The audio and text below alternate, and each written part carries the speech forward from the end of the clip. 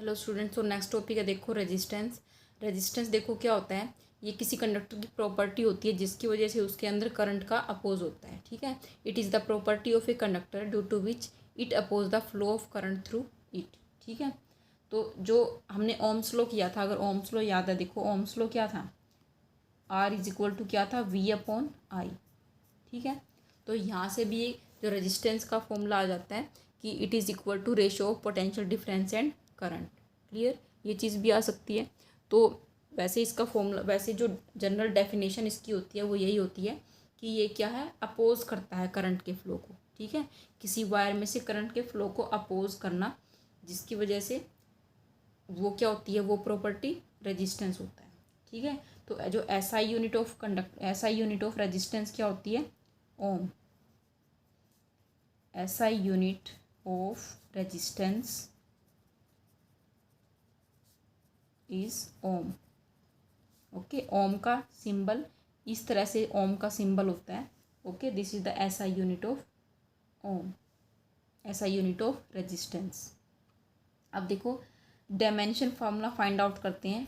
Dimension of are कैसे निकालेंगे dimension इसका, देखो क्या फॉर्मूला है, ऊपर पोटेंशियल है, ठीक है, नीचे क्या है, करंट। ठीक है, तो सबसे पहले पोटेंशियल की डेफिनेशन हमने की थी, क्या होती है, वर्क डन बाय चार्ज। ठीक है, वर्क डन अपॉन क्या होता था, चार्ज, यही होता था पोटेंशियल। ठीक है, डिवाइड बाय क्या है, करंट। Clear, okay.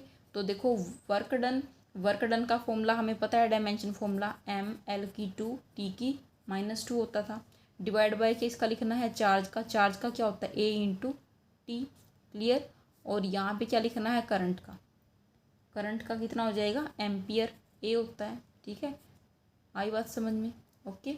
अब देखो तो डायमेंशन ऑफ रेजिस्टेंस क्या आ जाएगी हमारे पास, एम की 1, एल की 2 और टी की देखो ये -2 इधर है, एक ये 1 इधर है, तो टोटल हो जाएगी -3, और ए की 2 ऊपर जाके ए की क्या हो जाएगी, -2। Okay, this is the dimension formula for resistance. आई बात समझ में।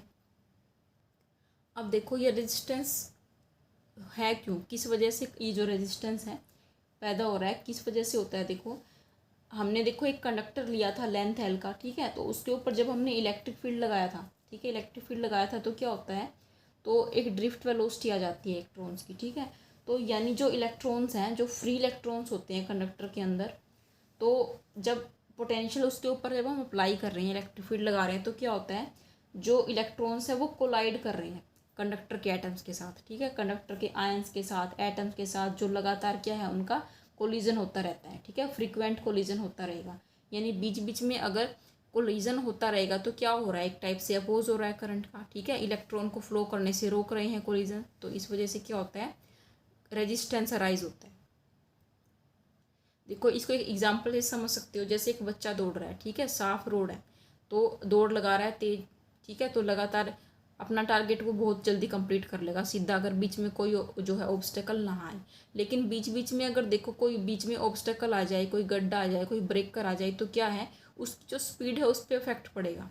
ठीक है, अफेक्ट पड़ेगा। ठीक है, या फिर बीच में उसको बहुत सारे आदमी मिल जाए रास्ते में, ठीक है, तो क्या होगा, उसका कोलिजन होगा, टक्कर होगी अलग अलग आदमियों से, तो टक्कर होने के बाद क्या होगा, वो जो उसका टाइम है वो बढ़ जाएगा वहाँ तक, अपने डेस्टिनेशन तक पहुँचने का। ठीक है, तो यानी कि उसको अपोज करने वाला कोई है। ठीक है, इसी तरह से यहाँ पे ये रेजिस्टेंस का कंसेप्ट है कि रेजिस्टेंस के में जो कंडक्टर है, कंडक्टर के अंदर जो इलेक्ट्रॉन्स है, उनका बार बार क्या हो रहा है, कोलिजन हो रहा है, किसके साथ हो रहा है, जो कंडक्टर के एटम्स है या आयंस है वहाँ पे, ठीक है, ये अदर इलेक्ट्रॉन्स है, उनके साथ क्या हो रहा है, उनका बार बार कोलिजन हो रहा है। तो कोलिजन होने की वजह से क्या राइज हो रहा है, रेजिस्टेंस राइज हो रहा है। ठीक है, ओके, तो यही चीज़ यहाँ पे लिखी हुई है। देखो कोज ऑफ रेजिस्टेंस क्या होता है, resistance of a conductor arise due to frequent collisions of free electrons with the ions और atoms of the conductor. Okay, frequent collision, frequent means बार बार जो कोलिजन हो रहे हैं कंडक्टर के अंदर, while drifting towards the positive end of the conductor, यानी जब इलेक्ट्रॉन्स जो है ड्रिफ्ट कर रहे थे नेगेटिव एंड से पॉजिटिव एंड की तरफ, तो उनका बार बार कोलिजन जो हो रहा था अदर एटम्स के साथ, तो उसकी वजह से क्या राइज होता है, रेजिस्टेंस राइज होता है। क्लियर।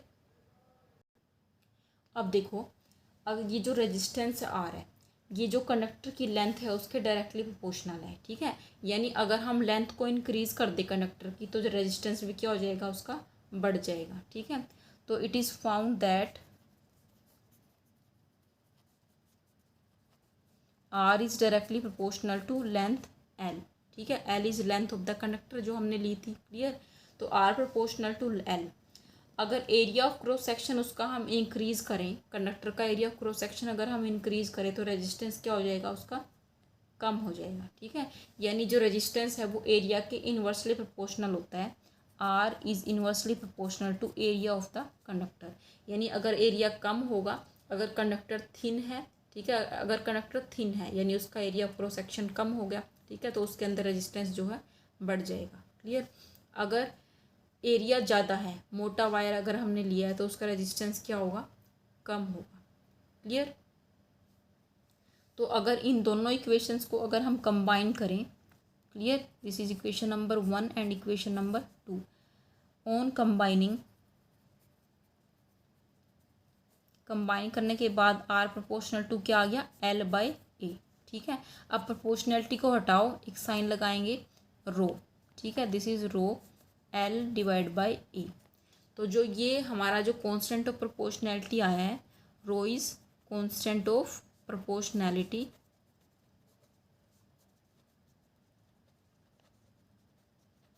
और इसको हम बोलते हैं स्पेसिफिक रेजिस्टेंस या फिर resistivity of the conductor. Specific resistance और रेजिस्टिविटी ऑफ कंडक्टर, क्लियर। रो से रिप्रेजेंट करते हैं स्पेसिफिक रेजिस्टेंस को। अब देखो अगर हम एल को 1 ले लें, ठीक है, 1 मीटर का कंडक्टर ले लें और एरिया भी 1 ले लें, ठीक है, 1 मीटर स्क्वायर का एरिया ले लें, तो देखो तो आर कितना हो जाएगा, तो आर इज इक्वल टू क्या किसके इक्वल आ गया रो के, क्लियर। अगर एल को 1 ले ले एरिया को भी 1 ले ले तो आर किसके इक्वल आ गया रो के।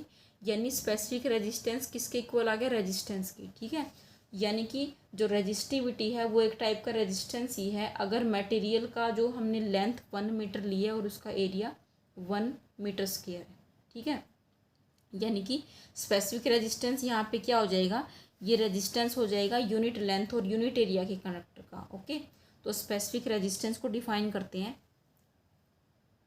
या रेजिस्टिविटी ले लो, तो देखो it is defined as resistance of a unit length with unit area of cross section of material of the conductor।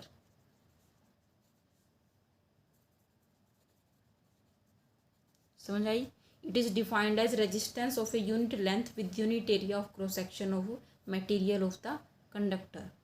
यानी ये उस कंडक्टर का रेजिस्टेंस है जिसकी लेंथ 1 मीटर है और जिसका एरिया 1 मीटर स्क्वायर है। अब देखो अगर इसकी एसआई यूनिट की बात करें, SI unit of rho, resistivity की एसआई यूनिट कैसे फाइंड आउट करेंगे, रो इक्वल टू क्या होता है R A by L, okay. अगर रो का फॉर्मूला फाइंड आउट करें हम, देखो यहाँ से, तो रो किसके इक्वल हो जाएगा, ए को इधर ले जाओ एल से डिवाइड करो तो आर ए डिवाइड बाई कितना हो जाएगा एल, ठीक है। रेजिस्टेंस की यूनिट क्या होती है ओम, ठीक है। एरिया की क्या होती है मीटर स्क्वायर। लेंथ अगर मीटर है, ठीक है, तो मीटर से मीटर कैंसिल, कितनी यूनिट आ गई ओम मीटर। ओम मीटर इस तरह से लिख सकते हैं या फिर सिंबल फॉर्म में ओम मीटर, ये भी क्या है यूनिट ऑफ रेजिस्टिविटी, ठीक है। Now find out the dimension formula, dimensional formula for rho. Dimension formula देखो इसी फॉर्मूले से फाइंड आउट करेंगे आर ए बाई एल से। तो यहाँ पे देखो रेजिस्टेंस का हमने फाइंड आउट किया था, क्या आया था रेजिस्टेंस का डायमेंशन फॉर्मूला एम एल की 2 टी की -3 और ए की -2, क्लियर। एरिया की क्या होगी एल की 2 होती है, डिवाइड बाय क्या है लेंथ, लेंथ की क्या होती है एल, तो एल से ये एक एल कैंसिल हो जाएगा, तो इसके जो डायमेंशन फॉर्मूला हमारा आ गया एम एल की 3, टी की कितनी -3 और ए की क्या होगी -2।